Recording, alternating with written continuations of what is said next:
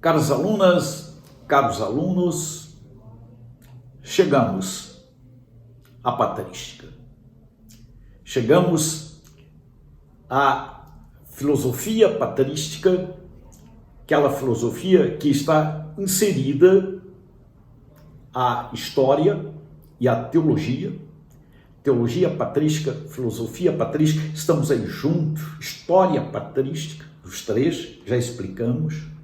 E hoje queria conversar com vocês sobre o que é a pesquisa nesta realidade. Quer dizer, como é que se pesquisa patrística? Como é que se pesquisa filosofia patrística? Vocês receberam um texto por mim escrito que se chama Perspectiva e Método para o Estudo da Antropologia nos Autores da Patrística.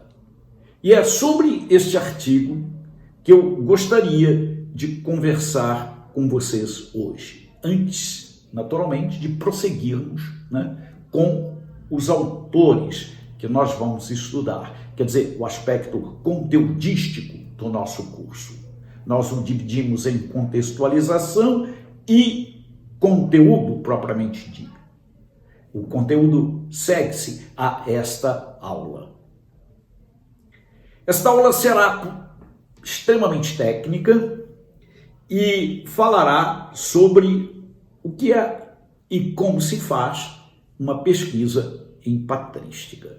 Uma aula, eu diria, metodológica, antes de entrarmos no conteúdo dos padres, dos pais do cristianismo ou da igreja. Vamos partir de alguns procedimentos gerais. Primeiramente, eu queria dizer, nós estamos aqui numa floresta amazônica, eu diria. É extremamente grande este mundo da patrística. Muito grande mesmo. Ela se divide, como eu já disse, em patrística latina, patrística grega e patrística oriental. Latina, aquela que se produz ou é produzida em latim, grega, aquela que se faz através da língua grega, e oriental, aquela que é produzida em línguas chamadas orientais dentro do cristianismo oriental, o siríaco, o armênio, o geórgio, enfim, aquelas línguas antigas orientais. Pois é, interessa-nos aqui a patrística grega e latina, os gregos e os latinos, dentro daquela cronologia que nós já estabelecemos. Para a pesquisa destes autores, nós temos fontes, e já falamos sobre elas, as grandes coleções patrísticas. O cuidado com as fontes é extremamente importante quando se quer pesquisar. A escolha da edição é extremamente importante quando se quer pesquisar. E a edição na pesquisa tem que ser uma edição crítica. O que é uma edição crítica?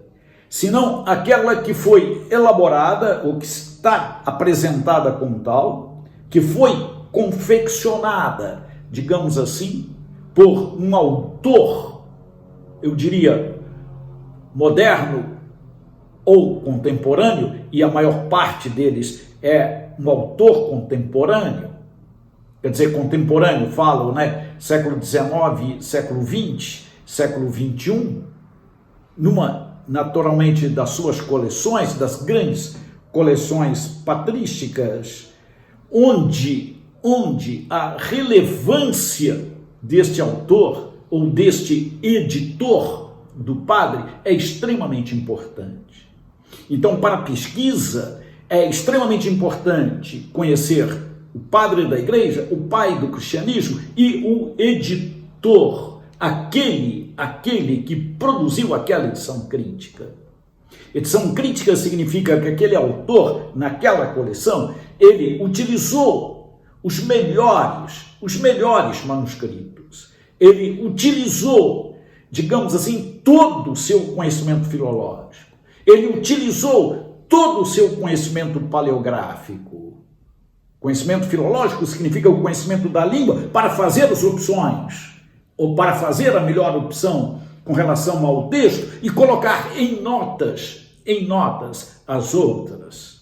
Ele tece ali, é um trabalho de bordado, um trabalho de tapeçaria, um trabalho enorme, estupendo, que muitas vezes duram, digamos, anos, são anos a fio.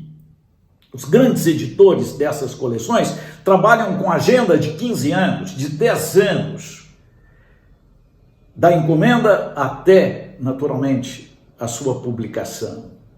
É um trabalho exaustivo e é um trabalho que justamente está inserido numa palavra que é extremamente importante, a chamada acribia. Quer dizer, é um trabalho de entrar, adentrar, ir fundo, digamos assim, né? Neste mundo das palavras, neste mundo da semântica, neste mundo dos documentos. Quer dizer, o mundo filológico e o mundo paleográfico, que é o mundo da paleografia, o mundo dos grandes documentos datados e classificados. Não só para classificar, mas para trabalhar. E aí depois surge o trabalho histórico, o trabalho filosófico, o trabalho teológico. É claro que o filósofo que estuda, o historiador da filosofia que trabalha, é claro que o historiador, é claro que o teólogo não vai fazer esse tipo de trabalho. Claro, não é possível, mas não pode absolutamente deixar de levar em consideração esta realidade. Quer dizer, tem que levar em consideração quem o fez, e é a partir de quem o fez que ele vai justamente refletir sobre a filosofia que está ali dentro. É a partir de quem o fez, filológica e paleograficamente, que ele vai refletir filosoficamente. É assim que se assume, é assim que se faz, é assim que procede. Sempre, sempre, sempre. É claro que não podemos fazer tudo, mas é em nos baseando, nos fundamentando em quem o faz, que nós vamos refletir. Este é o processo. É sempre assim. Por isso que devo dizer aqui, o pai da igreja, o padre da igreja, o pai do cristianismo, que é levado em consideração, seja ele quem for, está ligado indelevelmente ao seu editor. Vou dar um exemplo para vocês entenderem. Se eu quero trabalhar a antropologia, e aqui, por exemplo, eu estou falando dela, um texto, num documento ou num texto que se chama Regula Benedicti, Regra de Bento, e esse trabalho eu fiz durante 20 anos, por isso eu falo com experiência, não é? Com relação à antropologia, com relação à visão sobre o homem nesse texto, eu tenho que procurar um melhor editor. Quem melhora o editor chama-se Adalbert de Vouet. Este é o editor que editou em 7 volumes este texto crítico, naturalmente, fazendo uma exegese e fazendo uma hermenêutica. E aqui nós estamos diante dos dois lados, digamos assim, de qualquer edição crítica. A edição exegética é aquela que leva em consideração o sentido filológico do texto. E a edição, a hermenêutica, quer dizer, a hermenêutica é aquela interpretação que se dá de uma maneira histórica, que se dá de uma maneira espiritual, que se dá de uma maneira filosófica, que se dá de uma maneira, eu diria até hoje, sociológica, se for o caso, daquele texto crítico. Então, é através de Vouet que eu vou naturalmente estudar. Onde? Na coleção Sources Chrétiennes. Esta é a minha opção. Por quê? Porque ali estão os sete volumes editados por Vouet, que é digamos assim, o melhor estudioso, o melhor erudito da regra de Bento. Estou dando um exemplo.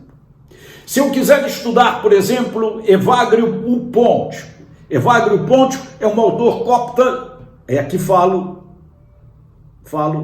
dos padres orientais, copta egípcio, copta é o egípcio cristão medieval, ok? Então, Evagrio Pontico é o autor do século IV que escreveu um livro sobre o chamado Tratado Prático.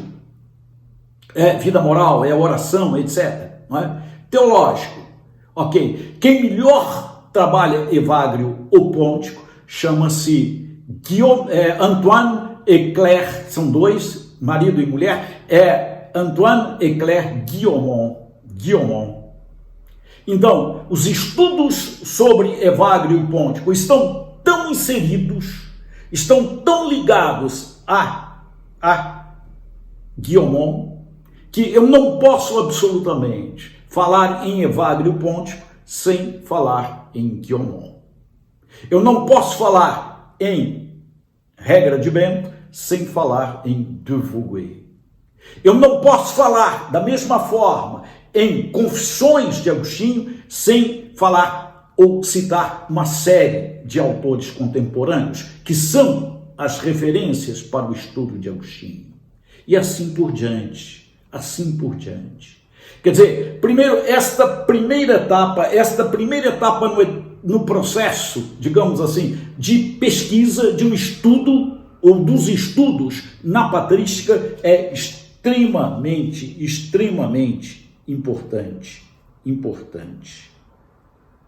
Quando eu falo de antropologia, eu vou também por partes, né? Dando o exemplo que está no meu texto. Porque, vejam bem, do ponto de vista da filosofia medieval, antropologia é objeto material. Quer dizer, nós falamos que objeto material pressupõe objeto formal para ser definido como tal. Não é? Isso já foi dito, nós já dissemos. Porque o objeto material só não define. Então, antropologia é a palavra sobre o homem. Mas, espera aí, esperem. Então, o que é a palavra sobre o homem? É uma visão de homem, é uma visão sobre o homem, ok? E esta visão sobre o homem, no caso, na Regula Benedicti e na Regra de Bento, é esse exemplo que eu dou, né? Como extrair deste texto uma visão sobre o homem? Existe uma visão sobre o homem ali dentro?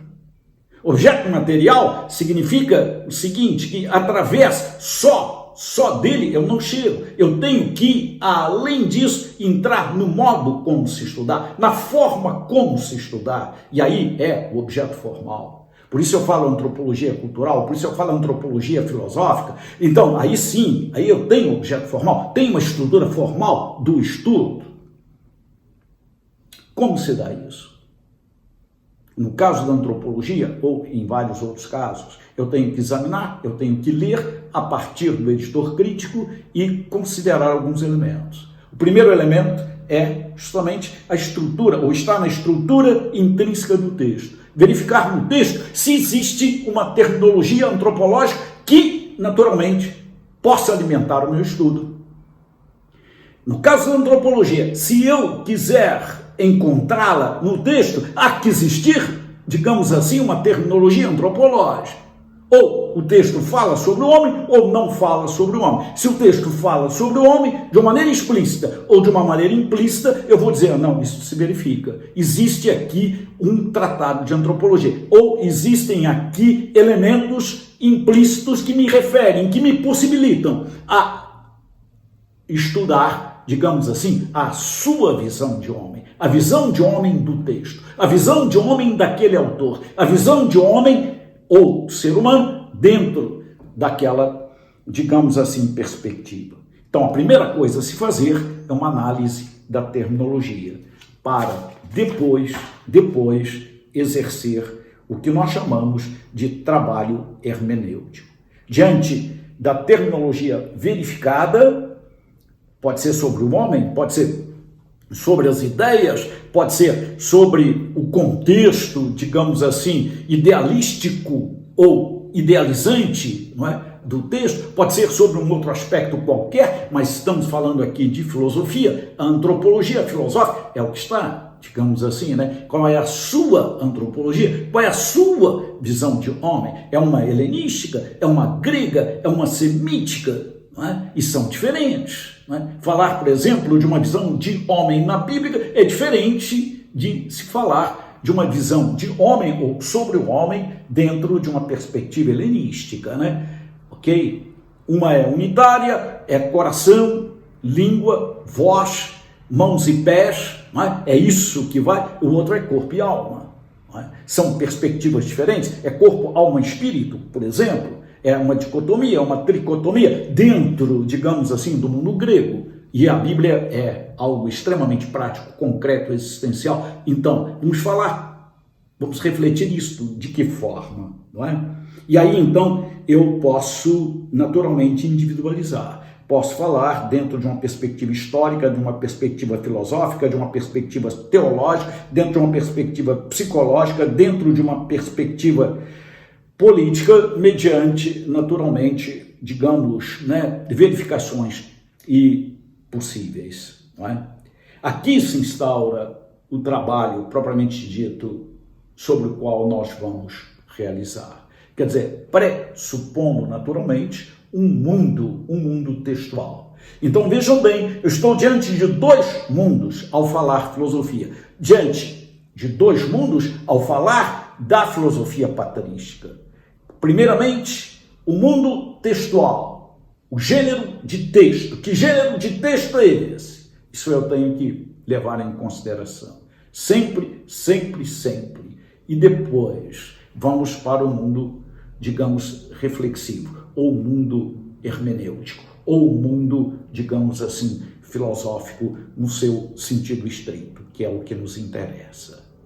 É claro que nós não iremos fazer isso durante este curso. É claro que neste curso nosso é um curso de introdução à filosofia medieval, é um curso de introdução à filosofia patrística. Mas, não obstante este curso não sendo ele, não obstante não ser este curso monográfico, nesse sentido explícito, né? Eu tenho a impressão, e isso se faz necessário, é interessante uma aula, ou eu chamaria essa aula de um pró-seminário. Quer dizer, um seminário é aquele onde se faz, um pró-seminário é aquele onde se explica o que deve ser feito. Então, esta aula técnica é uma aula que funciona como um pró-seminário entre os aspectos de contextualização e os aspectos de conteúdo ou conteudístico do nosso curso. Para mostrar, digamos assim, para fazer vir a todo aquele que quiser entrar aí dentro, né, o caminho que deve percorrer, o modo como deve ser feito. Isso é extremamente importante, porque este é o único modo para se pesquisar, digamos assim, dentro da patrística, dentro da filosofia patrística, ou dentro da patrística, eu diria da patrologia também, dos padres, não é? O mundo dos padres do cristianismo.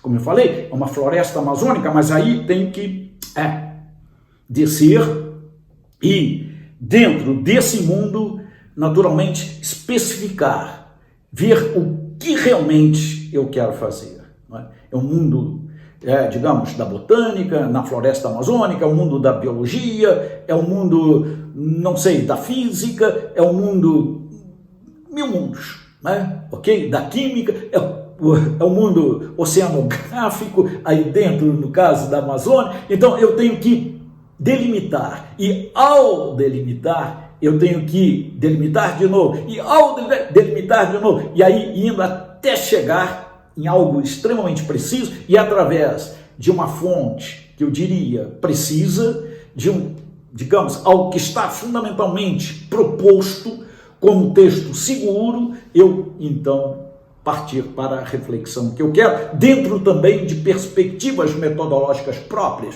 e seguras. No caso, por exemplo, da antropologia, não é? O que é esta antropologia que eu quero ver? É uma visão sobre o homem, mas como detectar essa visão sobre o homem? A partir de uma terminologia no texto. E que terminologia é esta? Ela se configura, no caso, né, a antropologia helenística ou a antropologia bíblica, que são as duas que estão em questão. E aí eu vou mostrar e ver na incidência das duas qual é a que se sobrepõe. E ao se sobrepor, aquela será a antropologia do texto. E eu vou dizer, então, a antropologia da Regula Benedicti é X ou é Y, porque ela se sobrepõe e esta é a visão de homem do texto. Ok, gente? É isso que eu gostaria de explicar a vocês nesta aula específica. Muito obrigado.